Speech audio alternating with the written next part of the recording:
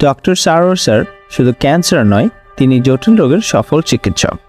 Kidney failure, liver disease, tumour, gallstone, thalassaemia, diabetes, তার উন্নত homeo চিকিৎসায় আল্লাহর রহমতে হাজারো রোগী সুস্থ হয়েছেন।